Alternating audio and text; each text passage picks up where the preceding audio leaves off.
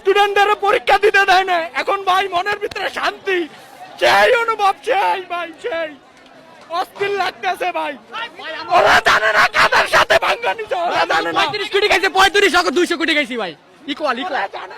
এই যে ভাই, এই যে লইছি ভাই, এই কি লইছি ভাই, দেন তো টিভি দেখুন ভাই, টিভি অ্যাডমিশন চলতেছে ভাই। এটা বেপরুম ভাই, এটা বেপরুম ভাই।